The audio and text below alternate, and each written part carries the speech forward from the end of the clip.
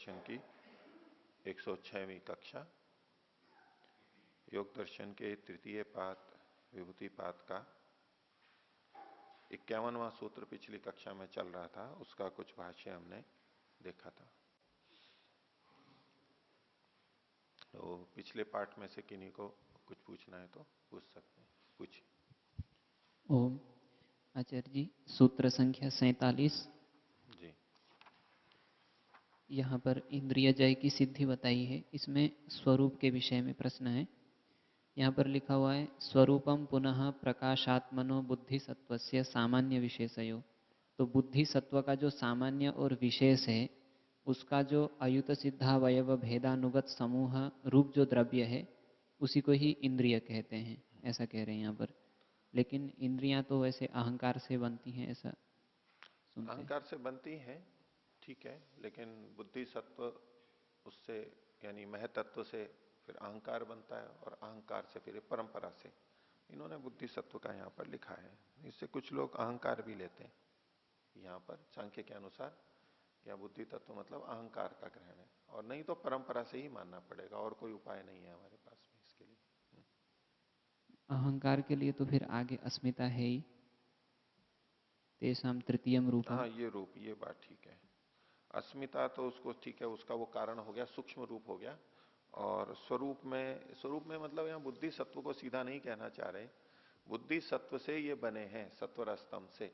सत्वर स्तंभ के जो कि प्रख्या प्रवृत्ति स्थितिशील हैं, ऐसे तत्वों से ये बना है, तो ये भी इन्हीं गुणों वाला है। यही इसका स्वरूप, प्रख्या प्रवृत्ति और स्थिति, इसको। और ये अनेक इनके इनके अयुत सिद्धावयव भेद से बना हुआ है, यानी एक द्रव्य है, ये एक कार्य द्रव्य है, एक द्रव्य है, इसमें ये गुण होते हैं। बस इस रूप में इसका स्वरूप आएगा।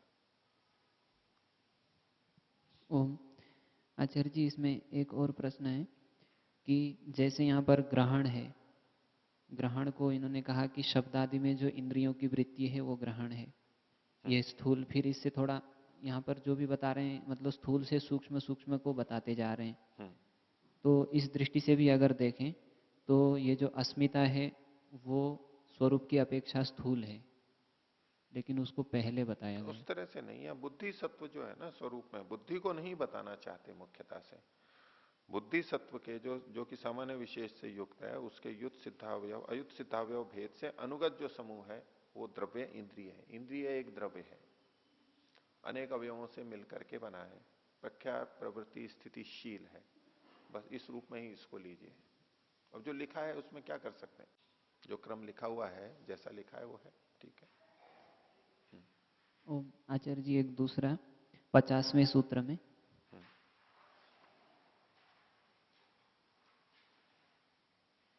इसमें भाष्य में सबसे कैवल्यम बोल के लिखा हुआ है, उसके बाद में तदेतेषां गुणानां मनसि कर्म क्लेश विपाक स्वरूपेण अभिव्यक्तानाम।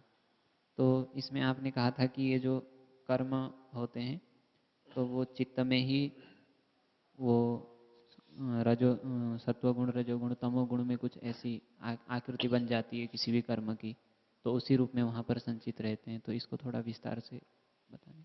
देखिए, कर्म इत्यादि जो भी मन में है, मन में कुछ छाप पड़ रही है, इतना तो है। और मन बना हुआ है सत्वर स्तंभ से। अब उसमें ऐसा क्या हो गया कि ये छाप पड़ गई। अब हम जैसे कागज पे लिख देते हैं, वो तो एक लिखावट होती है ऊपर से। हम किसी नए द्रव्य को यानी स्याही को उसके ऊपर अंकित करते हैं और वहां कुछ लिखने में आ जाता है, ऐसा। तो चित्त जो सत्वर स्तंभ से बना है, वहां ऐसा क्या होता है कि ये अंकन होता चला जाता है। कर्माशय का अंकन है, संस्कारों का अंकन है, और फिर जब भोग होते हैं, सुख दुख होते हैं, तब वहां पर क्या होता है, तो वो सारा का सारा सत्वर स्तंभ के अंतर्गत ही होता है। उस बात को यहां कहना चाहते हैं कि इन गुणों का, कैसे गुण हैं, जो मन में क्लेश कर्म विपाक के स्वरूप से अभिव्यक्त हुए हैं। सत्वर स्तंभ तो वहां पर पहले से थे, अब वो इस रूप में अभिव्यक्त हो गए हैं कि उनसे कर्माशय की प्रतीति हो रही है कि ये इसका ये कर्माशय है। यानी उसकी लिखावट ही कुछ ऐसी है कि सत्वर स्तंभ का कुछ विशेष प्रकार का उभार वहां पर अभिव्यक्ति हो रही है। उससे पता लगता है कि ये यहां पर ये कर्म हुए हैं इसके। विपाक में भी जब अनुभूति होती है सुख दुख की, अनुकूलता प्रतिकूलता की, वहां भी सत्वर स्तंभ का कुछ विशेष प्रकार का उभार होता है, वो कहलाएगा। और संस्कार भी जब बने हैं, छवि बनी है, हम जो पिछली स्मृति कर लेते हैं सब चीजों की, पांचों विषयों की, शब्द स्पर्श रूप रस गंध की, घटना की, जिसमें कि देश और काल निमित्त ये सब भी जुड़े हुए रहते हैं, ये सारी चीजों की जो हम स्मृति करते हैं, वो वहां क्या हो रहा है, तो वहां भी वो सत्वर स्तंभ का ही की ही एक प्रकार की अभिव्यक्ति है। संस्कार रूप में है तो संस्कार से वृत्ति रूप में आ रहे हैं, तो हो सब कुछ सत्वर स्तंभ में ही रहा है, वो कुछ अतिरिक्त नहीं है। जैसे कि बादल में हम ऊपर देखें, जब छोटे मोटे बादल होते हैं या गहने भी होते हैं, तब उसमें कभी ये रंग रूप दिखाई देता है, कभी वो रंग रूप दिखाई देता है, कभी ये आकृति दिखाई देती है। कैसे बनती है वो? उसमें कोई जाकर के चित्रकारी करता है, लेखन करता है, कोई कुछ नहीं करता है। होता क्या है वहां पर? भाई भाप के कण हैं, जल के कण हैं छोटे छोटे, उसकी मोटी परतें हैं, हवाएं चल रही हैं, कहीं कोई तेजी से इधर चला जाता है, कहीं यहां हल्का चला जाता है, कभी विपरीत भी चलती रहती है, ऊपर अलग और नीचे अलग, और कोई थोड़ा स्थिर है और कोई ऊपर है, कहीं तेज हवा चल रही है, अलग अलग परतों में। और उन भाप के कणों में ही ऊंचा नीचापन होने से, इकट्ठे होने से हमारे को अलग अलग रंग रूप आते रहते हैं। कुछ अंतर पड़ता है क्या उसमें? उन्हीं की तो अभिव्यक्ति है, वो कुछ ऐसे ऐसे होते रहते हैं। इसी तरह से आप यूं समझिए कि वो एक आजकल वो चित्र वगैरह आते हैं ना, वो दूरबीन में लगा के बच्चों को दिखाते हैं गोल गोल, जिसमें पहले चूड़ियों के टुकड़े डाल देते थे वो अलग अलग रंग के, और उसको यूं घुमाते जाओ, हर बार नया नया नया नया चित्र डिजाइन आता रहेगा कुछ ना कुछ। इसी तरह कुछ आजकल वो भी चक्के भी आते हैं जिसपे यूं यूं घुमाओ, हर बार कुछ ना कुछ नया नया नया नया आता रहेगा, उसी में से आता रहेगा, अलग से कुछ नहीं हो रहा है, उसी में ही बस वो ऐसे बदल रहे हैं कि अलग अलग अंकन होता चला जा रहा है विशेष प्रकार का। वो अस्थिर होता है, ये स्थिरता को प्राप्त रहता है। तो सत्वर स्तंभ में ही ऐसा परिवर्तन होता है। एक वो और स्लेट आपने देखी होगी बच्चों की, पहले अभी भी पता नहीं आती होगी, एक होती है जो नीचे काला काला होता है, उसके ऊपर एक मैजिक, वो मैजिक स्लेट कह लो उसको, जादुई, उस पर एक प्लास्टिक की पन्नी रहती है, और एक होता है, उससे दबाते हैं, तो दबाते हैं तो नीचे जो नरम रहता है वो उतना भाग चिपकता चला जाता है उसमें, और काला वो दिखने लग जाता है कि भाई ये लिखा हुआ है। फिर उसमें एक डंडा सा होता है, उसको यूं खींच देते हैं, वो मिट जाता है बस अंदर से। मिटता है क्या? वो पर उसकी प्लास्टिक की परत को उससे अलग हो जाती है, तो वो वापस फिर सामान्य हो जाता है। फिर उस पर लिख दो, फिर वैसा का वैसा हो जाता है। तो इसमें कुछ नई चीज तो नहीं डाली जा रही है, जो है उसी में कुछ ऐसा परिवर्तन हुआ, ऐसी अभिव्यक्ति हुई कि वहां पर लेखन हो गया। तो कुछ इस तरह से आप समझ सकते हैं कि मन के अंदर संस्कार बनते हैं तो कैसे बनते हैं। अभी तक सामान्य क्या सुनते हैं हम, कोई छाप पड़ती है, छाप पड़ती है तो छाप जैसे कि कपड़े के ऊपर कोई छापा मार दे, रंग करते हैं ना, छापा होते हैं अलग अलग सांचे करके रंगाई करते हैं, ऐसे ऊपर से कोई एक इंप्रेशन है तो इंप्रेशन ही, छाप ही है। लेकिन वो छाप बाहर से कोई चीज आकर के वहां लग गई, चित्रकारी जैसा कुछ हो गया, ऐसा है क्या है वहां पर? कर्माशय बना हुआ है तो वो कर्माशय कैसे बना हुआ है? संस्कार छपे हुए हैं तो कैसे हैं? संस्कारों से जब वृत्तियां उठती हैं तो वहां क्या होता है आखिर? इसी तरह से भोग जब होते हैं तो क्लेश कर्म विपाक, और साथ में वृत्तियों को भी ले लीजिए, ये जो इतनी सारी चीजें मन में होती रहती हैं वो हो कैसे रही हैं? तो कई गुणों की अभिव्यक्ति और अनभिव्यक्ति, बस यही होता रहता है। गुणों की अभिव्यक्ति होती है एक दृष्टि से कहा, लेकिन कुछ की अभिव्यक्ति हुई, बाकी अनभिव्यक्त है। कुछ ऐसे अभिव्यक्त हो गए कि बस लिखने में आ गया, बस वैसा का वैसा हो गया, और वो झुके तुम स्थिर हो गए। कुछ क्रियाशील होते हैं जैसे कि वृत्ति के रूप में, वो भाग ऐसा है जो चलता रहता है, बदलता रहेगा बदलता रहेगा, कभी ये उभार कभी वो उभार, कभी इसकी स्मृति कभी उसकी स्मृति। और जो स्थायी संस्कार पड़े हुए हैं वहां कुछ स्थिर स्थिर चीजें हैं जो कि बदलती नहीं होंगी। और कर्माशय भी है, वो स्थिर है तो वो स्थिर बन गया है, जब तक भोगा नहीं जाता है, फिर वो हटता होगा तो वो हटता है। तो ये जो सारा वहां अंदर हो रहा है वो कैसे हो रहा है? गुणों की अभिव्यक्ति है ये। इसीलिए यहां पर कहा तेषाम तेषाम गुणानाम मनसी कर्म क्लेश विपाक स्वरूपेण अभिव्यक्ता नाम चरितार्थता। गुणानाम चरितार्थता कहना तो यही चाह रहे हैं, लेकिन प्रसंगवशात विशेष विशेषण देते हुए एक वो बात बता दी इन्होंने जो कि मन में संदेह रहता है, इस विषय में और कहीं नहीं मिलेगा। ये एक पंक्ति हमारे को संकेत दे रही है कि अंदर चित्त में क्या होता होगा इन सब चीजों के लिए। अब वो चित्त छोटा सा है, अब उसी में बनता रहता है, बिगड़ता रहता है, क्या होता है वहां पर, ऐसा समझ में आता है। पूछिए। सूत्र संख्या 45 के भाष्य में जो ये अंतिम पंक्ति है आकाश के विषय में, तो हर जो भूतों के विषय में ऐसा बता रहे हैं कि जो उनका जो धर्म है उसके विपरीत योगी स्थिति बना रहा है, लेकिन यहाँ पर जो आकाश का जो धर्म बताया जा रहा है उसके अनुरूप इसकी स्थिति बन रही है, तो ये भी उसके विपरीत है। कैसे जी, थोड़ा सा स्पष्ट। देखो, आकाश का गुण क्या है? अनावरण। और उसमें कैसा हो जाता है वो? आवृत का हो जाता है। बिल्कुल विपरीत है, बिल्कुल विपरीत है। जो न ढका जाता हो, ढक नहीं सकता, लेकिन वहां पर वो भी ढकने में आ जाता है, छुप जाता है। जिससे छुप नहीं सकता उससे भी छुप जाता है। जैसे कि अभी वायु है, हम एक दूसरे को देख सकते हैं, खुली जगह है, इसमें भी इस वायु का ऐसा उपयोग कोई कर ले कि वो ना दिखे, विपरीत ही है ये भी। हाँ, और कुछ? ओम। आचार्य जी, 44वें सूत्र में, 47वें सूत्र में, 54 में, 44वां 44वां, हाँ, और 47वां सूत्र में, हाँ, अन्वय अर्थवत्व, हाँ, एक जैसा है, एक जैसा है, भिन्नता क्या है? एक जैसा है, ठीक है, कोई बात नहीं, क्योंकि भूत और इंद्रियां दोनों वैसे ही बनी है, तो उसमें एक रूपता है। अधिकरण अलग रहेगा, यहां पर भूतों के अंदर अन्वय और अर्थवत्ता देखेगा वो, और पीछे से जोड़ करके, और इधर इंद्रियों के अंदर देखेगा, क्योंकि मूल प्रकृति से जो बनते हैं, अहंकार के बाद में 11 इंद्रियां एक तरफ बनती हैं और 5 तन्मात्राएं एक तरफ बनती हैं, 2 विभाग हो गए ना। तो भूतजय में यहां पर वही अर्थवत्ता और अन्वय देखेगा, और इंद्रियों के संदर्भ में भी वो ही देखेगा, जुड़े हुए हैं दोनों से। पूछिए। ओम। आचार्य, सूत्र संख्या 49 में, हाँ जी, बोलिए। इसमें जो सूत्र के प्रारंभ में लिखा है, सत पुरुष अन्यता ख्याति, इसका मतलब सत और पुरुष को अलग अलग देख लेना। हाँ, तो इसकी जगह हम अस्मिता का भाव यूज कर सकते हैं?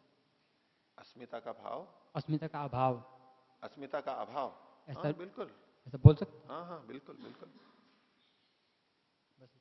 अस्मिता वही तो है, दिग्दर्शन शक्ति हो एकात्मता इव अस्मिता, एकात्मतेव, एकात्मता इव, एकात्मता एव नहीं, एकात्मता इव, वो संधि है, एव होता तो अइव ये हो जाता, ये प्राय त्रुटि होती है, दर्शन पढ़ों के प्रवचनों में भी देखिए ऐसा हो जाता है, क्योंकि ए है वहां पर उसको ए वे ही पढ़ देते हैं, इव है वो, ठीक है। पूछना। ओम। ओम। अच्छा जी, 45वें सूत्र की अंतिम पंक्ति, जी, अनावरण जो उसमें आया है, अनावरणात्मके अपि आकाशे भवति आवृत कायः, ये बात हुई। हाँ, इसमें क्या? ये पंक्ति स्पष्ट नहीं हुई कि सिद्ध जो है, तो सिद्ध को तो दृश्य होगा ही, वो सिद्धों से कैसे आवृत हो जाता है? हाँ, देखो पहले तो 2 भाग हैं इसके। देखिए, अनावरणात्मक जो आकाश है, आकाश का स्वरूप ही है कि वो आवरण नहीं करता है दूसरों को, ढकता नहीं है, लेकिन उसमें भी वो भवती आवृत का है, आकाश में भी वो आवृत वाला हो जाता है, यानी आकाश का उपयोग करके भी वो आवृत हो जाता है, यूं समझ लीजिए। वैसे तो हम जो आवरण वाली चीजें हैं, जो पार जिनमें पार पार नहीं देख सकते, उनसे हम आवरण करते हैं, दीवार है, वस्त्र आदि, इससे हम आवरण करते हैं, लेकिन जिससे आवरण नहीं हो सकता उसमें भी वो आवृत रह जाता है, दूसरों को दिखाई नहीं देता। भी दूसरों को दिखाई न देना, यही तो आवरण है। तो जहां और कोई आवरण नहीं हो फिर भी वो अपने को छुपा सकता है। तो अनावरणात्मके अपि आकाशे भवती आवृत का है, वो ऐसा हो जाता है जैसा का उसका शरीर ढका हुआ, दूसरों को दिखेगा ही नहीं। यहां कोई ऐसा व्यक्ति है, अंतर्धान जैसी स्थिति, दूसरों को दिखाई नहीं देगा। और ये कैसा होगा? सामान्य मनुष्यों का तो होगा ही, सिद्धानाम अपनी अदृश्यो भवती, जो अन्य सिद्ध लोग हैं, अन्य जिन्होंने योग की सिद्धियां प्राप्त कर रखी हैं, उनके लिए भी अदृश्य हो जाता है, वो भी आगे उसको परेशान नहीं करते। सिद्ध भी उसके दर्शन करने आने लगते हैं और बड़े बड़े लोग आने लगते हैं, लेकिन कई बार बड़े बड़े लोग आना भी एक समस्या बन जाती है। किसी किसी के पास कोई बड़ा व्यक्ति कभी कभी आए तो अच्छा लगता है कि कोई बड़ा व्यक्ति आया, ये आया, और कहने सुनने को बहुत रहती हैं कथाएं, टाइम पास बहुत अच्छा होता है कि वो आए थे और ऐसे आए थे और मेरे घर आए थे इत्यादि, ये बोले थे, और ये वो बहुत अच्छा लगता है लोगों को। लेकिन वही अगर अधिक होने लग जाए तो वो सिद्धों को भी, और खासतौर से बोले इनसे ये नहीं आए, सामान्य व्यक्ति आ जाएगा तो ठीक है, ये विशेष व्यक्ति नहीं आने चाहिए। विशेष व्यक्ति के लिए उसको फिर विशेष व्यवस्था करनी होती है। तो कई बार ऐसा हो सकता है। तो ये सिद्धों को से भी आवृत काय हो जाता है, सिद्धों को भी दिखाई नहीं देता। कोई समस्या होती होगी सिद्धों से, ज्यादा आ जाए सिद्ध तो होता है ना। जब बड़े लोग ज्यादा आ जाते हैं, बार बार आते हैं, तो क्योंकि वो जब भी आएंगे वो कुछ पूछेंगे, जब भी आएंगे वो कुछ टोकेंगे, ये करते हो या नहीं करते हो, ये करते हो या नहीं करते हो, क्या पढ़ा है क्या किया है, तो वो थोड़ा व्यक्ति उससे परेशान हो जाता है। तो ऐसे नहीं, हाँ सामान्य व्यक्ति आएगा वो तो क्या पूछेगा मेरे को, वो तो अच्छा ही अच्छा बोलेगा। तो कई बार जो विशेष व्यक्ति होते हैं उनसे भी बचने का भाव रहता है। तो सिद्धों के प्रति भी वो अदृश्य होना चाहता है, कुछ समस्या होगी तो सिद्धानाम अपनी अदृश्यो भवती। अब कहा है कि सिद्धों से क्यों छुपेगा वो, तो उसमें ऐसा कारण हो सकता है। कई बार दानदाताओं से भी बचना पड़ता है। अभी तो सभी चाहते हैं दानदाता है, दानदाता से मिलें, लेकिन कभी ज्यादा होने लग जाता है तो व्यक्ति को दानदाताओं से भी बचना पड़ता है। जैसे उपदेश देने वाले से बचना पड़ता है कि उपदेशक कभी कभी आते हैं, ठीक है, फिर ज्यादा ही आने और हमेशा उसी के घर पे ठहरने लगे। तो वो पहले बहुत श्रद्धा रखता था, करता था, चाहता भी था, लेकिन उपदेशक भी सोचे कि हाँ इस परिवार में सबसे ज्यादा अनुकूलता है रहने की, भोजन की, आदर सम्मान, वो इस कारण से वो हमेशा वहां जाने लगे, समस्या खड़ी हो जाएगी। ठीक है, उनमें बहुत आदर श्रद्धा है, कभी गए, और फिर कभी भले ही थोड़ी सी उससे कम है, थोड़ी कम है, अधिक कम है, बदल लेना चाहिए। उपदेशकों के लिए हित करे और उनके लिए भी हित करे, उनके मन में भी श्रद्धा भाव अधिक बना रहता है। जैसे कि संस्थाओं में भी होता है और भी ये लोक में भी होता है कि जो कार्य करता है उस पर और कार्य आता जाता है, ज्यादा ज्यादा आता है ना। वो कार्य अच्छा करता था, उस पर और कार्य आ गया, वो कर्तव्यनिष्ठ है, करना चाहता है, अच्छा करता है, फिर उस पर जब बार बार आता है, बार बार आता है, तो क्या होता है, फिर वो विमुख होने लग जाता है। वो बोले कि ये मेरा गुण मेरे लिए अबूढ़ बन गया। ये लोग जो हैं दूसरे, ये तो सरलता से देखते हैं, इनका तो आलस्य है, ये तो दूसरे को करते नहीं, ये देख नहीं रहे कि व्यक्ति। बोले नहीं जी आप बहुत अच्छा करते हो, आप संभालो। नहीं आप अच्छा करते हो, आप संभालो। ये तो प्रशंसा कर रहा होगा, लेकिन वास्तव में वो अपने प्रयत्न से बच रहा होता है। वो नहीं चाहता कि मैं दूसरे को दूं, वो ये नहीं देख रहा कि ये इसके पास ज्यादा कार्य हो रहा है। बोले नहीं आप सबसे अच्छा करते हो, सारा काम एक ही व्यक्ति कर ले। सुमेरु प्रसाद जी भी सुना रहे थे, प्रभात आश्रम में थे, तब की कभी एक घटना उन्होंने तब सुनाई थी। और बोले एक कार्य करने लगता है तो सब, वो पुस्तकालय भी वही संभाले, कर्मचारियों के लिए भी वही करे, भोजनालय भी वही संभाले, गौशाला भी वही संभाले, जो भी अच्छा कार्य करने लग जाता है उसमें, तो उसको लगता है कि ये तो मेरा जो गुण था वो मेरा अवगुण की तरह से हो गया, ये मेरे को जो लाभ होना चाहिए था ये तो उल्टा हानि होने लग रही है मेरे को। अब दूसरे आके प्रशंसा करें बार बार कि आपके यहाँ घर पे सबसे अच्छी सुविधा है, आप बहुत अच्छा भोजन कराते हैं। और वो प्रशंसा उसको एक दो बार तो अच्छी है, बाद में वो प्रशंसा उसको कष्ट देने लगती है कि बोले यही तो कारण है इसलिए ये बार बार मेरे पास आ जाते हैं, फिर मेरे को छुट्टी लेनी पड़ती है, मेरे को इनको छोड़ने जाना होता है। कोई आता है तो फिर उसके समान मान सम्मान भी रखना होता है। कार्यालय में विलंब होता है, बच्चों को नहीं समय पे पहुंचा सकते, गृहस्थियों की अपनी 10 समस्याएं हैं। पर बहुत से उपदेशक हैं, ये प्रचारक हैं, वो इस बात को नहीं समझते, वो श्रद्धा देख के आ जाते। बोले आप, मैं पिछली बार भी आया था तो आपने आते ही मेरे को दान दे दिया था, जितना मैंने कहा था उतना दान दे दिया था। अब वो बार बार उसी के पास में जा रहा है। भाई किसी का ये गुण है तो उसका ये मतलब तो नहीं कि आप बार बार उसके पास में जाओगे। तो कई बार अच्छे भी दानदाताओं से भी बच लेना चाहिए, उपदेशकों से भी बच लेना चाहिए, और कोई हमारे से बच रहा है तो उसमें परेशान नहीं होना चाहिए। हम लोग जो उपदेशक होते हैं बोले उस दिन तो बड़ी अच्छी तरह से सुन रहा था, बाद में आज कैसे ऐसा हो गया? फिर उसकी अपनी 10 मजबूरियां होती है घर गृहस्थी वाले हम उसको ले ले तो कई बार थोड़ा बचा जाता है। तो ऐसे सिद्धों से भी, सिद्ध उसकी सेवा में आते हैं, बताते हैं, तो कई बार थोड़ा सा बड़े लोगों से बचना भी होता है, विशेष लोगों से बचना भी होता है। ठीक है, और तो कुछ यहाँ लिखा नहीं है, मेरी समझ से जो मेरे को समझ में आया वो मैंने रखा कि ऐसा होता है, आप मानसिक रूप से देख सकते हैं ऐसा सभी कार्यों में, सभी क्षेत्रों के अंदर ये होता है, और फिर वो बचने लगता है व्यक्ति। फिर हमें बाद में बुरा लगता है कि ये पहले तो ऐसा था, अब धीरे धीरे गलत संगत लग गई है इसको, किसी और का प्रभाव आ गया। ये पहले तो बहुत अच्छे ढंग से बोलता था, अब नहीं बोलता, वो कुछ और कारण ढूंढता है, मैं ही खुद कारण बन रहा हूं, ये उसको पता ही नहीं लगता है। ठीक है, और किसी को कुछ? वो 45वें सूत्र में जो 7वीं और 8वीं सिद्धि आई थी, उन दोनों में भेद कैसे देखेंगे और उदाहरण भी कैसे कैसे घटाएंगे? अवश्यत्व तो अपनी इच्छा से है कि जैसा वो चाहता है वैसा कर लेता है, प्रकृति को वो उसके वश में हो जाते हैं, और अन्यों के द्वारा वो वश में नहीं आता है। अच्छा, ईशितृत्व तेषाम प्रभव अप्यय व्यूहानाम इष्टे, तो ये तो ठीक है, ये तो अलग है ही कि ये इनके उत्पत्ति और व्यूहन, इनके नाश में समर्थ हो जाता है। बस केवल इतना, निर्माण से संबंधित, निर्माण, संरचना और उसका विनाश, विघटन।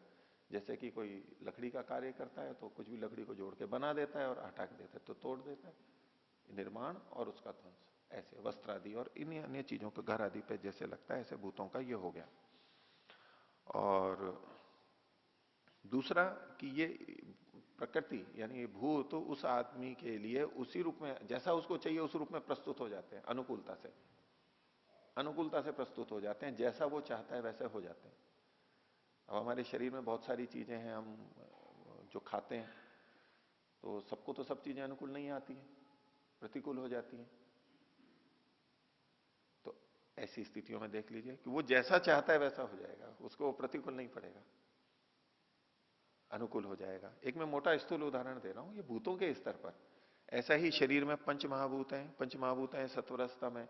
अब वो जैसा उसको चाहिए वैसा, जब उसको सोना है तो सो लेगा। स्थूल उदाहरण दे रहा हूं, ये मत कह देना कि ये तो हर कोई व्यक्ति कर लेता है।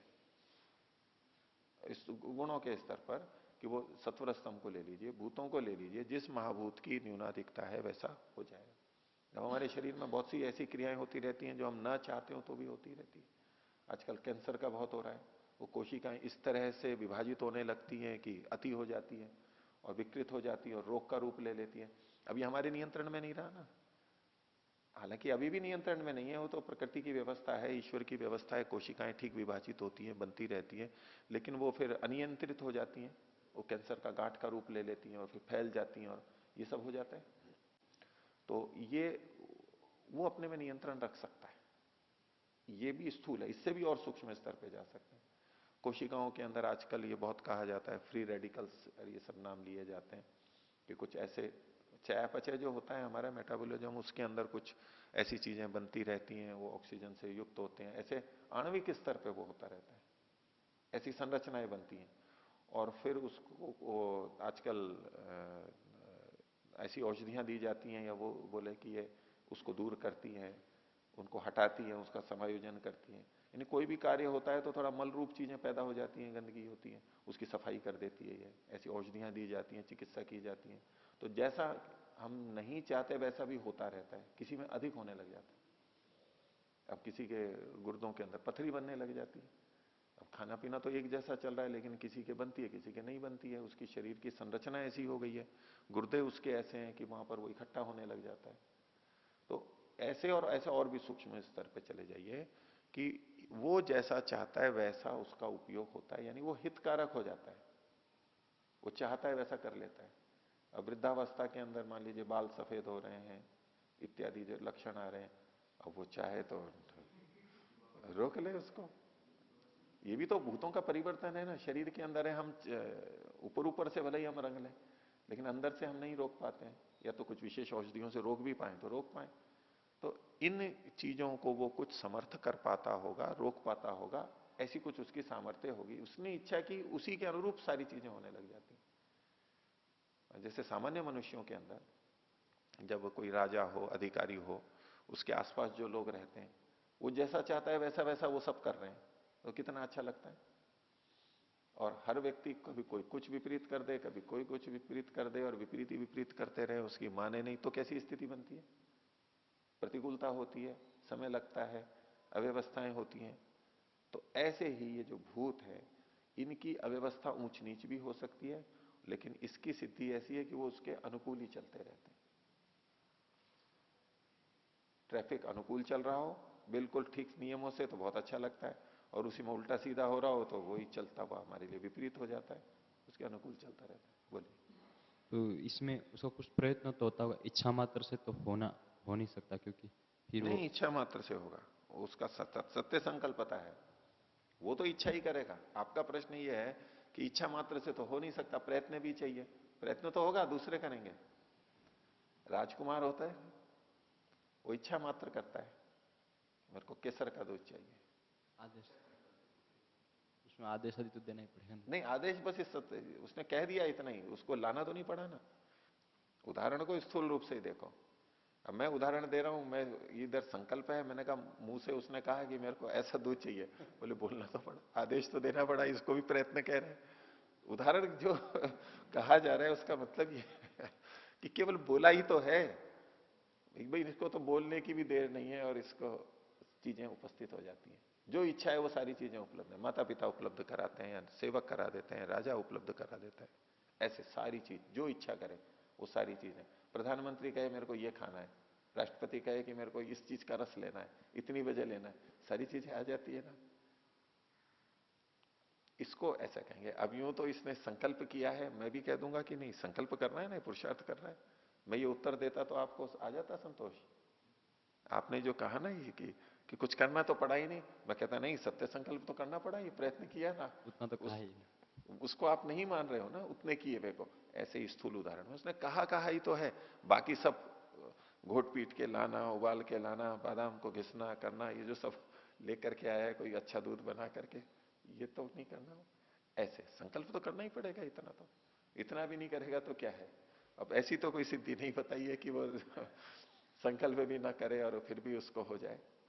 ठीक है, वो भी हो सकता है, और परमात्मा की व्यवस्था दूसरे उस तरह से होने लगता है। ठीक है, विपरीत तो जाएगा, जैसे कि आगे जो पंक्ति की न च शक्तो पदार्थ विपर्यासम करोति। ये पंक्ति ध्यान देने योग्य है। न च शक्तो पदार्थ विपर्यासम करोति, विपरीत नहीं करता है, विपरीत नहीं करता है, पदार्थ का विपर्यास नहीं करता है। उसको समर्थ होते, समर्थ मतलब है कि वो वास्तव में कर भी नहीं सकता है। बात तो ये है, शक्ति तो है उसमें, ये अपने इच्छा अनुसार इनका प्रयोग कर सकता है, करता है, लेकिन वैसे विपर्यास नहीं कर सकता है। प्रकृति के नियम आप कह सकते हैं कि जैसे कि कोई नियम पे चलने वाला व्यक्ति हो, कार्यालय में फाइलें रखी हैं, ये रखी हैं, बोले उसके पास ताकत है कि वो कुछ भी कर सकता है, बड़ा अधिकारी है, वो चाहे तो उसको गलत चीज को भी अनुमति दे सकता है, दे देता है, लेकिन वो देगा नहीं।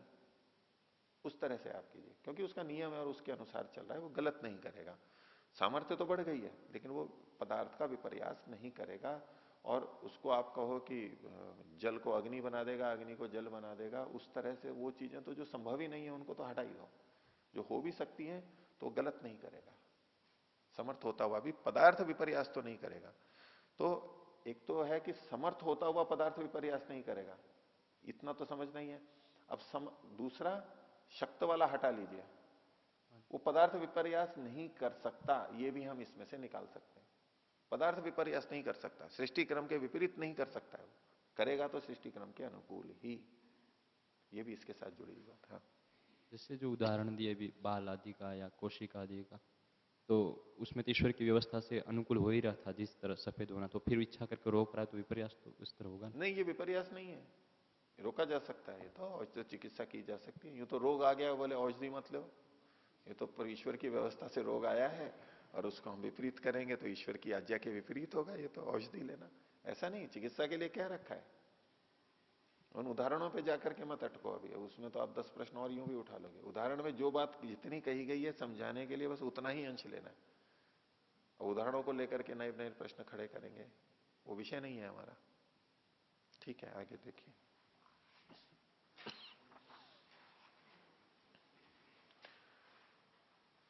तो योग दर्शन के तृतीय पाद विभूति पाद का 51वां सूत्र, जिसमें साधकों को पतन से बचाने के लिए, विशेष रूप से जब सिद्धियां आ जाती हैं तो पतन से बचाने के लिए क्या सावधानी रखनी चाहिए, उसकी तरफ ये संकेत है कि स्थानीय के द्वारा निमंत्रण होने पर, उपनिमंत्रण होने पर, समर्थ व्यक्तियों के द्वारा निमंत्रण होने पर संग और स्मया अकरणम। एक तो राग नहीं करना है, उसमें अटक नहीं जाना है, संग। और संग नहीं किया है तो उस पर गर्व भी नहीं कर लेना है कि देखो मैं इसमें आसक्त नहीं हुआ, मैं इसमें लिप्त नहीं हुआ, ये भी नहीं करना है। क्यों? कैसे है कि पुनः अनिष्ट प्रसंगात, फिर से अनिष्ट हो जाएगा, फिर से गलत स्थिति आ जाएगी, मैं अपने स्तर से गिर जाऊंगा। इस बात को ध्यान में रख करके और ये प्रक्रिया को अपनाएं। ये प्रतिपक्ष भावना है। ये जो संग है, संग दोष हमने पीछे भी देखा था अपरिग्रह के प्रसंग में। अपरिग्रह का पालन क्यों करता है? अर्जन, रक्षण, क्षय, संग और हिंसा दोष दर्शना। तो उसमें एक संग दोष जो है, इससे संग लग जाएगा, मतलब एक राग, लगाव हो जाएगा, लगाव पैदा हो सकता है।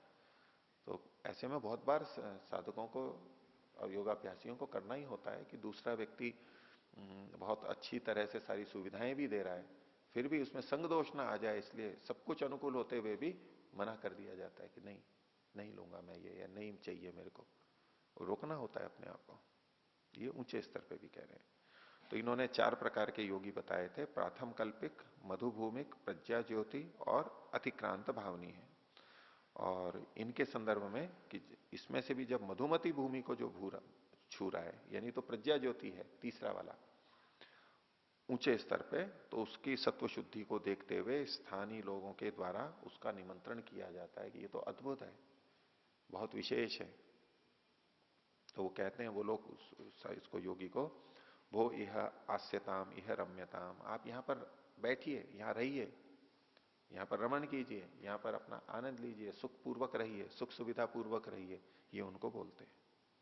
और उसी की व्याख्या आगे है, कमनीयो अयम भोग, ये जो भोग सामग्रियां हैं ये बहुत कमनीय है। कमनीय मतलब कामना करने योग्य है, ऐसी चीज है कि जिसको लोग चाहते हैं, इतनी अच्छी चीज है। जैसे कि बाजार में कोई खाद्य सामग्री हो, कोई वस्तु हो, बोले लोग तो मांग मांग के ले जाते हैं, ये सामान बिकता है आपका, ये आपका ये चीज है जो आपने नया उत्पाद बनाया है, खाद्य सामग्री, बोले नहीं, लोग मांग मांग करके ले जाते हैं, इसके तो पूछ पूछ करके आते हैं, ऐसा विशेष है। यानी वो कमनीय है, लोगों के द्वारा कामना करने योग्य, कि हमें चाहिए, विशेष है, जिसकी कमी रहती है। तो कमनीयो अयम भोगा, ये जो भोग सामग्री है ये कमनीय है, कामना करने योग्य है। कमनीय एयम कन्या, ये कन्या कमनीय है। रसायनम इदम जरा मृत्युम बाधते, ये रसायन भी है। रसायन कैसा है कि जो जरा और मृत्यु को भी बाधित कर देता है। जरा मतलब बुढ़ापा, मृत्यु। तो रसायन शब्द आयुर्वेद में रसायन बहुत प्रसिद्ध है। जैसे च्यवनप्राश भी एक रसायन है, ब्राह्म रसायन, ये भी रसायन कहलाते हैं। रसस्य अयनम रसायनम, रसादी धातुओं के मार्ग के लिए जो हितकर होते हैं उनको रसायन बोलते हैं। अयन मार्ग को बोलते हैं ना, रास्ते को बोलते हैं। तो शरीर में हमारी जो धातुएं बनती हैं, रस रक्त आदि, जो पीछे काय व्यूहन में भी बताई थी इन्होंने, उनके बनने में बहुत से मार्गों का प्रयोग होता है। नलियों का है, रक्त वाहिनियां हैं और डक्ट्स हैं, आते हैं, आंतों से भी शोषण होता है, सब आदान प्रदान होता है चीजों का बनना। तो इनके बनने में इनका इधर उधर आना जाना ये हमारे शरीर में चलता रहता है, आवागमन। जैसे कि फैक्ट्रियों के अंदर सामान बनता है तो ट्रांसपोर्टेशन, लाना ले जाना, कच्चा सामान आ रहा है, इधर से उधर जा रहा है, उस समय पे जहां पहुंचना, पैकिंग होना, वहां ठीक ठीक जगह पे जाना, ये सब बहुत आवश्यक होता है। तो शरीर का में जो निर्माण होगा वो रस रक्त आदि धातुओं का होगा, भोजन से होगा। तो इनका निर्माण ठीक ठीक हो जाए और इनके निर्माण के लिए जो रास्ते हैं वो सारे खुले हुए रहें, उसको रसायन कहते हैं। जैसे आंवले को कहते हैं आंवला रसायन है, तो रसायन है, तो जो मार्ग हमारे अच्छे खोल देता है, रास्ते खुले हुए हैं, सब चीजें, मलमूत्र भी ठीक निकल रहा है, निर्माण भी ठीक हो रहा है, कहीं अड़चन नहीं है, कोई यूरिया यूरिक एसिड नहीं जमा हो रहे हैं, कहीं कोलेस्ट्रॉल जमा नहीं हो रहा है, रास्ते खुले हुए हैं। ये अटक जाते हैं तो रोग आ जाते हैं तरह तरह के। तो जो इन मार्गों को शुद्ध करता है उसको रसायन कहा गया है आयुर्वेद में। तो जहां कहें कि भाई आंवला है, आंवले को सबसे बहुत बड़ा रसायन माना गया है, इसलिए च्यवनप्राश में भी डलता है और बहुत सारी औषधियों में डलता है। त्रिफला अपने आप में रसायन है, बहुत बहुत सारी चीजें रसायन है, गिलोय है रसायन है।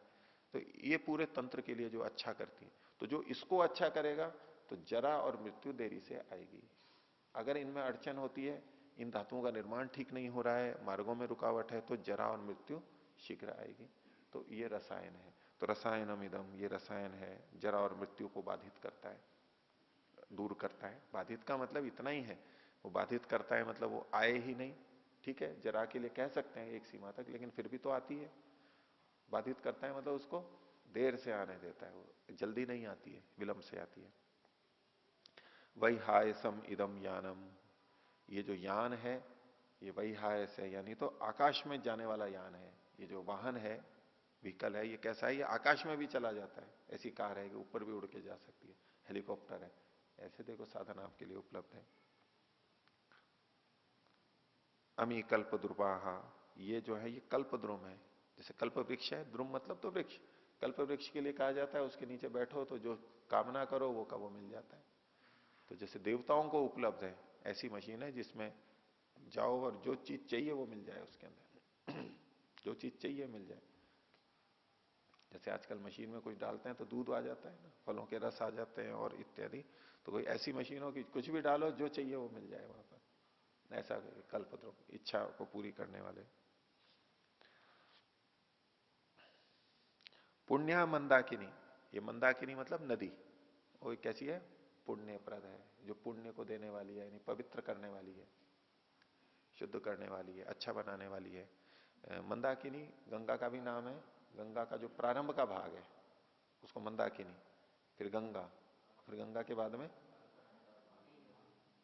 अंत में नहीं,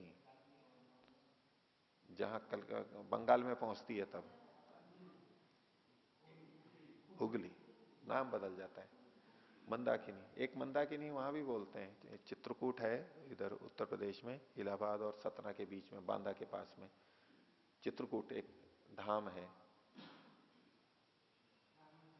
रामायण काल का। उसके पास में रामचंद्र जी भी पता नहीं कितने 10-11 साल रहे थे वहां पर, लक्ष्मण रहे थे, लक्ष्मण पहाड़ी और वो सब बहुत सारा वो पुराना है, गुफाएं उफाएं, बहुत साल तक अज्ञातवास में रहे थे ना, वो स्थान है। चित्रकूट के घाट पर भई संतन की भीड़, तुलसीदास चंदन घिसे, तिलक करे रघुवीर, ये भी एक वो प्रचलित है। तो वहां तो वो चित्रकूट का घाट भी बना हुआ है, पत्थर वत्थर लगे। तो वहां जो नदी बहती है उसको वो मंदाकिनी बोलते हैं वहां के लोग, उसको गंगा भी बोलते हैं। ये गंगा नहीं है, वो पहाड़ों से रिस रिस करके आता है, जंगल है वहां पर बहुत। चित्रकूट मंदाकिनी, जो भी मतलब अच्छी नदी, कोई पुण्य मंदाकिनी। सिद्धा महर्षया, महर्षि लोग कैसे हैं, सिद्ध हैं, ऐसे इस महर्षि हैं, बड़े बड़े ऋषि हैं, ये भी यहीं पर ही है।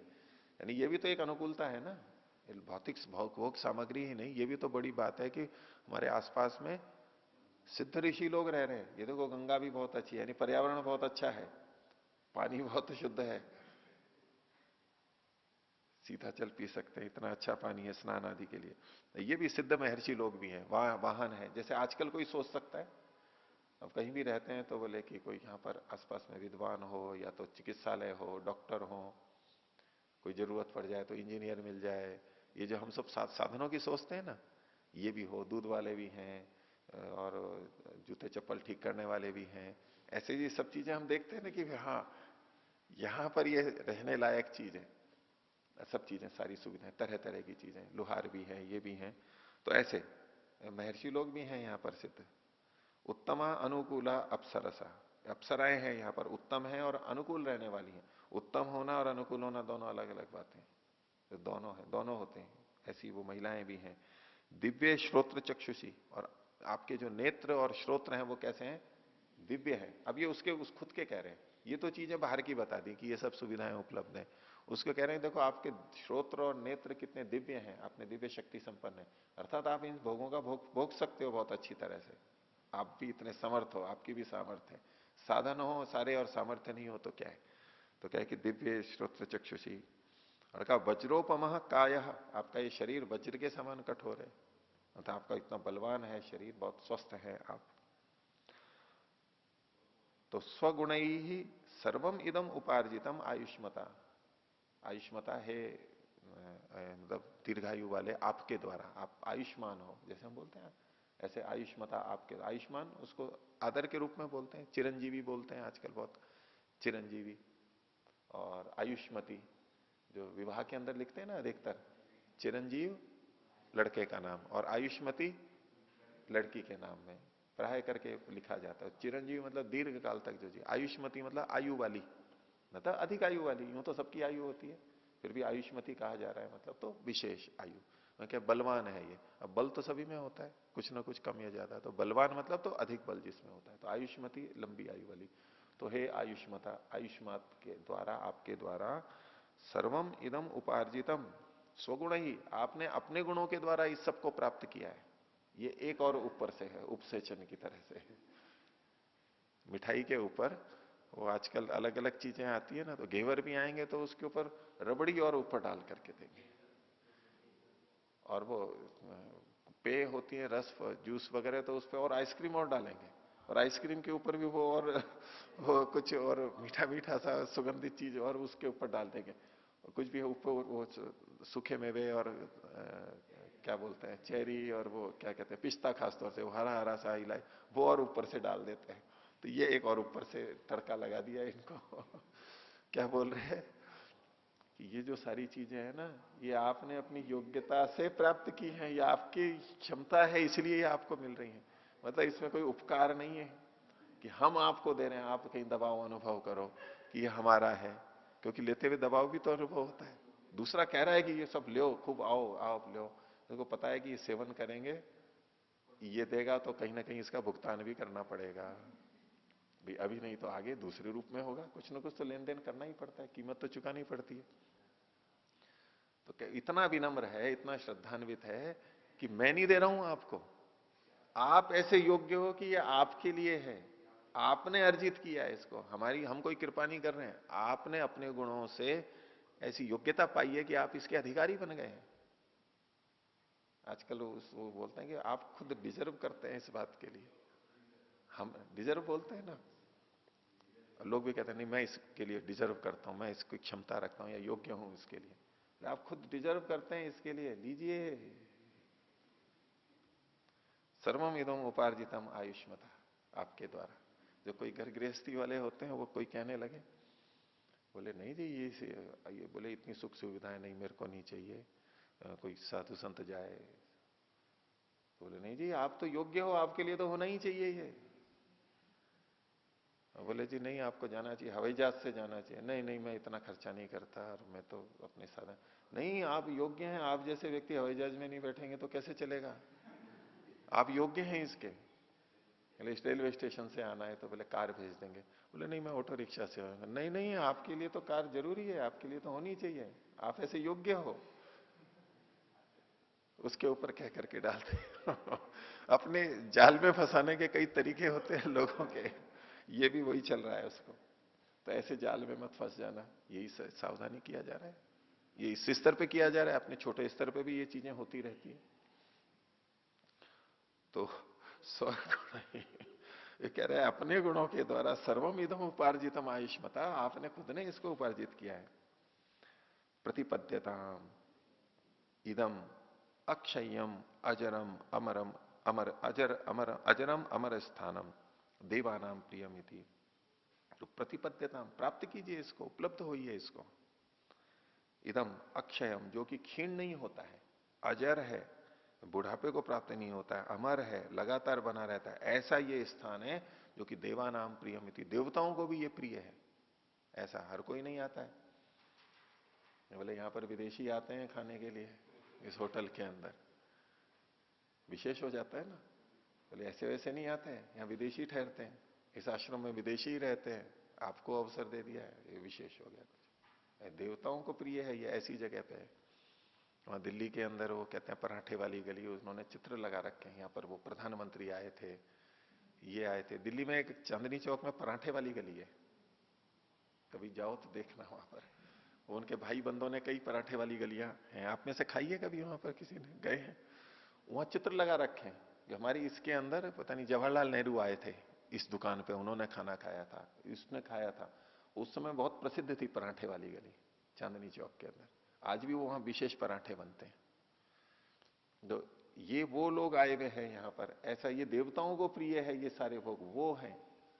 जैसे बाजार में भी चीज बोलते हैं, बोले ये एक्सपोर्ट क्वालिटी है, बोले सामान्य नहीं है, भारतीयों के लिए नहीं है, ये एक्सपोर्ट क्वालिटी है।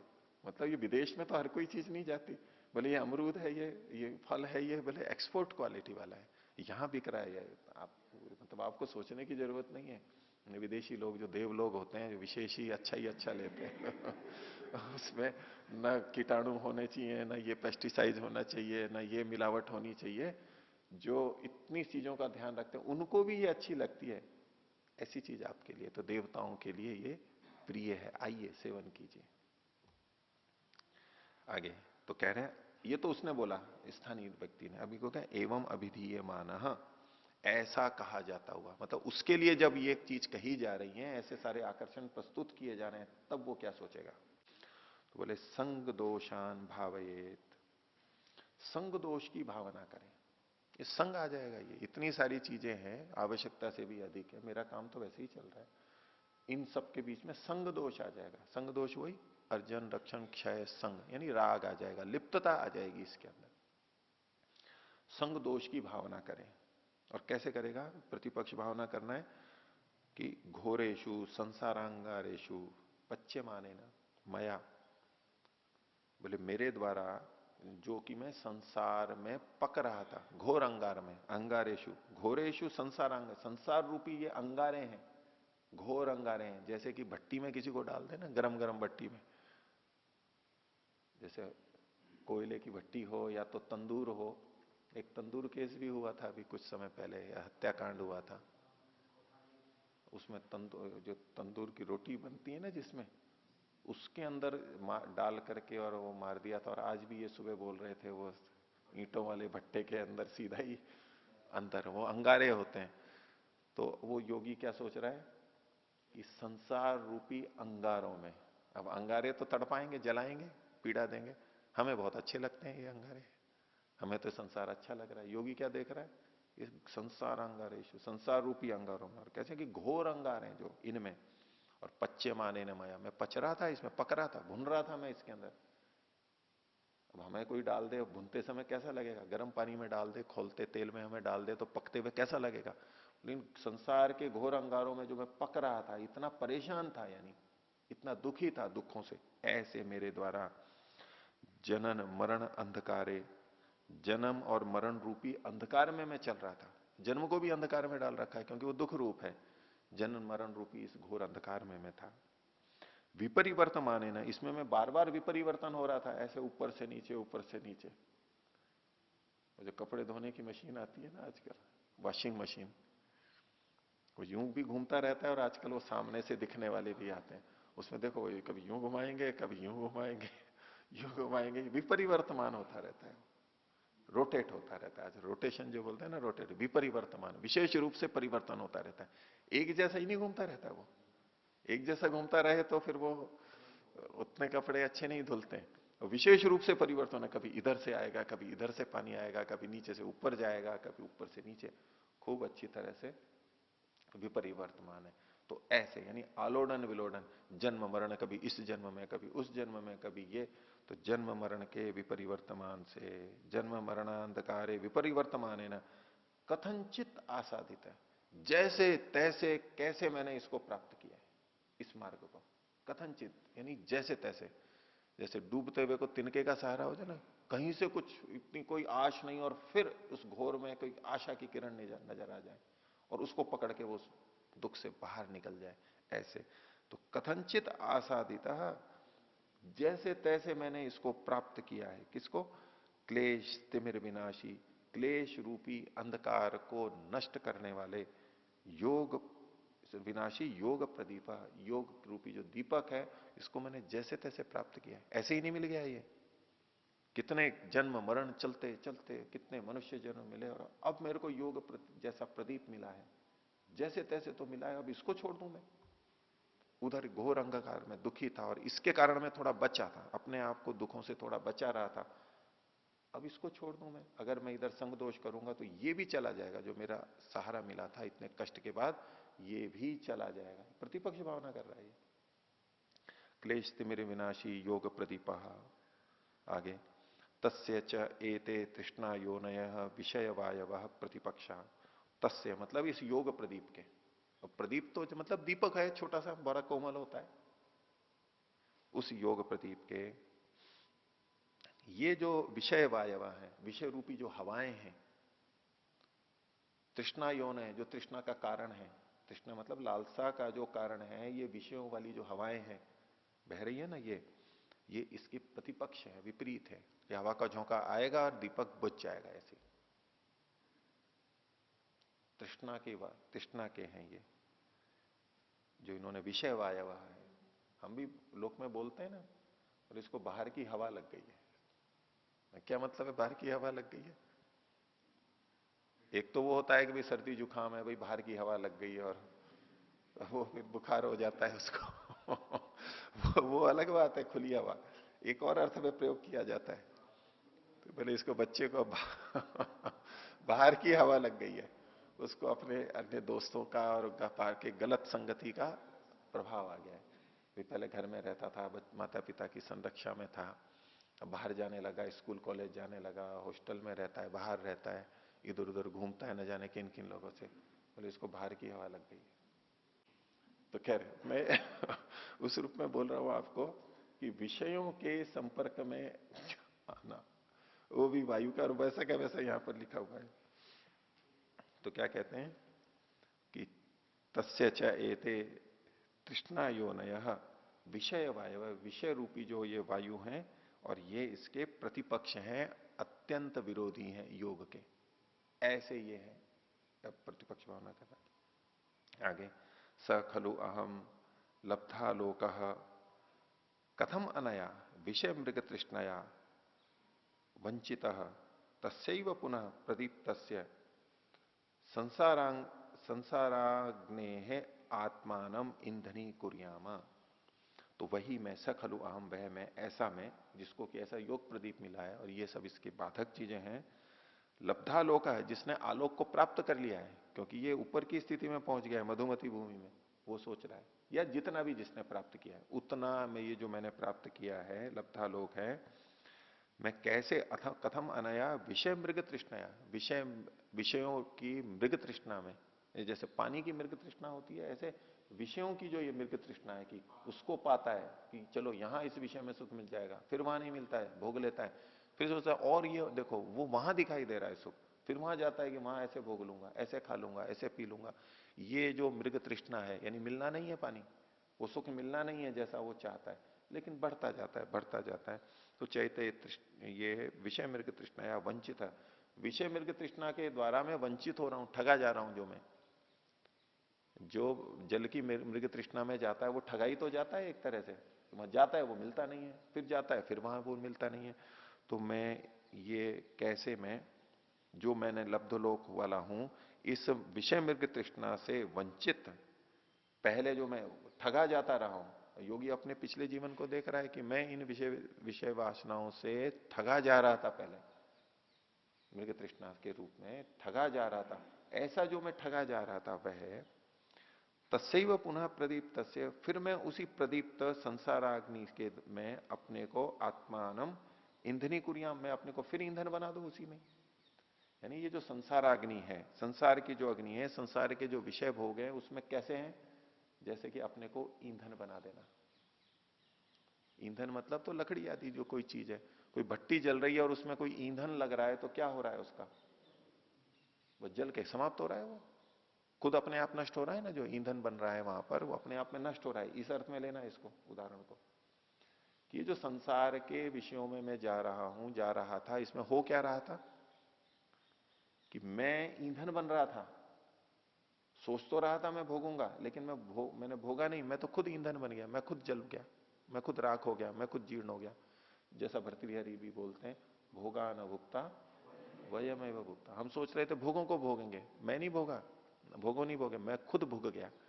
मैं सोच रहा था कि तप अग्नि और प्रकाश लूंगा, कुछ उन्नति करूंगा, तो मैं तो खुद ही जल गया यहां पर, जैसे कि ईंधन जल जाता है। तो इस संसार में पुनः प्रदीप्त संसाराग्नि, इस संसार रूपी अग्नि का, ये प्रदीप्त अग्नि है, खूब अग्नि है, इसमें अपना आत्मानम ईंधनी कुरियाम, मैं फिर से अपने को ईंधन कैसे बना सकता हूं यहां पर, मैं अपने आप को जलती भट्टी में कैसे झोंक सकता हूं।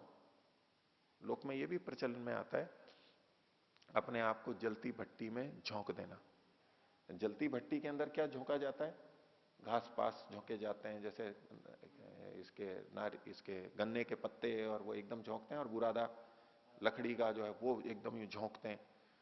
अपने आप को तो नहीं झोंका जाता है। हाँ, विशेष अर्थों में, अच्छे अर्थों में भी कहा जाता है, इसने तो अपने आप को देश के लिए झोंक दिया, इसने अपने आप को इस कार्य के लिए झोंक दिया, उस भट्टी में अपने को ईंधन बनाया, खुद जल रहा है, वहां भी अर्थ वही होता है, अपने आप को नष्ट करके, अपनी हानि हटा करके भी, हानि सह करके भी ये दूसरों के लिए कर रहा है, इसको अपने आप को झोंकने को कहते हैं। पर यहां ये निंदित अर्थ के अंदर कहा जा रहा है कि ऐसे ही मैं अपने आप को इसमें झोंक दूंगा, इस भट्टी के अंदर, ऐसा मैं नहीं कर सकता। ये प्रतिपक्ष भावना ही। आगे फिर वो कह रहा है दूसरों के लिए, क्या स्वस्ति वह स्वप्नोपमेभ्य कृपण जन प्रार्थनीयभ्यो विषयभ्य, बोले स्वस्ति वह, आप ही का कल्याण हो। अब एक शिष्टाचार है, अब दूसरे ने इतना सब कुछ दिया, सब कुछ प्रस्तुत कर दिया, इतना अच्छा, और उसको हम नकार दें तो कैसा कैसा लगेगा, बुरा लगेगा ना उसको। कई जने इसीलिए ले लेते हैं, भाई ये तो शिष्टाचार नहीं होगा, वो इतना कह रहे हैं और ये कर रहे हैं, इसीलिए तो लोग बाग दिन में कई बार चाय भी पीते रहते हैं, पता है कि उनको हानि कर रही है, एसिडिटी हो रही है, अम्लता हो रही है, फिर भी बोले नहीं कैसे मना करूं चाय, तो मना तो की नहीं जा सकती, व्यवहार रखना है, रिश्तेदार है, अब ग्राहक है, आ रहा है तो चाय पिलानी है, तो पीनी पड़ती है धंधे के लिए, इत्यादि इत्यादि हम करते हैं ऐसा। तो ऐसे में फिर व्यक्ति सोचने लग जाता है कि भाई इतनी आदर श्रद्धा है, इतना सब कुछ दे रहा है, कोई स्वार्थ भी नहीं है, अब नहीं करूंगा तो इसका दिल टूट जाएगा, इसको बहुत बुरा लगेगा। तो शुरुआत की बात लेना अभी मैं, हालांकि दूसरा भाग पक्ष भी है इसका। तो स्वस्ति वह, बोले ये आपका कल्याण हो, आप ही के लिए ये चीजें आपकी, आपको ही मुबारक हो। कई बार कहते हैं दूसरा बहुत अच्छी चीज लाता है कि बोले ये आपके लिए है, आपके लिए, अपने पास ही रखो, आप ही को मुबारक हो, ये आपकी चीज है मेरे को नहीं चाहिए। वो अपनी आफत काटने के लिए आता है, वो मुबारक हो। जैसे कठोपनिषद में नचिकेता थे, कठोपनिषद की कथा भी तो होती रहती है ना, बोले मैं आपको इतनी गाय दूंगा, लीजिए बहुत है, ये गाय आप ही को मुबारक हो, ये दाना आप ही को मुबारक हो। अब ऐसी गाय दे रहे हैं जो दूध जिनका हो नहीं रहा है, बूढ़ी है, अब कुछ कि वो तो अपना बोझ उतार रहा है कि भाई इनकी सेवा करनी पड़ेगी, तो चलो दान भी हो जाए। तो ऐसे में क्या कहते हैं फिर, ये चीजें आप ही के लिए कल्याणकारी हो, आप ही रखिए, खूब अच्छी हैं, आप प्रशंसा कर रहे हो कि ऐसी है ऐसी है, बोले ये आप ही को मुबारक हो, आप ही को भी इसको लीजिए। तो कह रहे कि स्वस्ति वह, आपका ही कल्याण हो, आप रखिए, आप कह रहे हैं ये इतने कल्याणकारी हैं, रखिए, आप लाभ उठाइए इनका। पर साथ में एक कटु बात भी कह रहे हैं, स्वस्ति बात स्वप्नोपमेभ्य, ऐसी चीजें जो स्वप्न के समान है। अब स्वप्न के समान में प्रशंसा निंदा दोनों ले सकते हैं। इस स्वप्न में हम वो चीजें देख लेते हैं जो कि हम सामान्यतया नहीं देख पाते, हमारे लिए अनुपलब्ध होती हैं। तो जो अनुपलब्ध चीज भी उपलब्ध हो जाती है उसको कह देते हैं कि भाई ये तो स्वप्नोपम है, ये तो स्वप्निल संसार है, ये तो जैसे स्वप्न, जैसे ड्रीम की तरह से हो गया, स्वप्न की तरह से। ऐसे ऐसे बच्चों के खेल खिलौना के वो ऐसी रचना कर देते हैं कि जैसे कि वो स्वप्न वाले हों। तो स्वप्नों में जिसकी स्वप्न में भी कल्पना नहीं कर सकते, या स्वप्नों में जिनकी कल्पना कर सकते हैं, ऐसी ऐसी चीजें आपने बताई हैं आपको कल्याणकारक हो। लेकिन साथ में क्या कहा, कृपण जन प्रार्थनीय है, ये किन लोगों के द्वारा प्रार्थना चाहने योग्य है, ये जो कृपण है। कृपण से वो उपनिषद में भी आया था वेदारण्य के अंदर। तो इसमें कृपण जन का मतलब होगा कि जो जिनकी बुद्धि ठीक नहीं है, जो समझते नहीं है, और उन आप कृपण जनों के लिए, कृपण कंजूस को भी बोलते हैं। कंजूस क्या होता है, वो थोड़े से में संतुष्ट हो जाता है, कम खर्चे में भी संतुष्ट हो जाता है, कृपण उसी को तो बोलते हैं। कम खाने पे, रोटी को ऐसे चुपड़ने से और जूते ना पहनने से, ऐसे जो अपने को संतुष्ट हो जाते हैं ना, कम खर्च करके थोड़े से में संतुष्ट होने वाले होते हैं, उसको कृपण बोलते हैं। लोक में तो गलत अर्थ है, वो बचाता है। तो जो संसार के सुखों में सुखी हो गए, तृप्त हो गए, वो कृपण ही तो है, इस थोड़े से में ही संतुष्ट हो गए और यहीं चल रहे हैं कि हमको सब कुछ मिल गया है। तो मैं तो कृपण नहीं हूं। ये विषय वगैरह किसको प्रस्तुत होंगे, अच्छे लगेंगे, जो कृपण जन है उनके द्वारा जो प्रार्थनीय है, ऐसे विषयों से आपका ही कल्याण हो। इत्येवं निश्चित मति ही समाधि भावेत, ऐसा करके निश्चित मति वाला, अदृढ़ मति वाला होके अपनी समाधि की भावना कर ले, समाधि को बचा के रख ले। क्या कहते हैं उसको, एक मुहावरा है, लौट के बुद्धू घर को आए, उससे पहले का क्या है, जान बची लाखों पाए, जान बची लाखों पाए, लौट के बुद्धू घर को आए। वो एक अलग अर्थ में है, ये सब चीजें जो सपनोपम है, बची जान बची लाखों पाए, जान बच गई लाखों पर गए, हमारी समाधि रह गई, ये बहुत है, बड़ी कृपा करो आप हमारे पे, हमारी समाधि को रहने दो। ये प्रतिपक्ष भावना है। अगली बात आगे देखेंगे, संग दोष के लिए इन्होंने बताया, आगे के लिए देखेंगे। प्रणव था नहीं।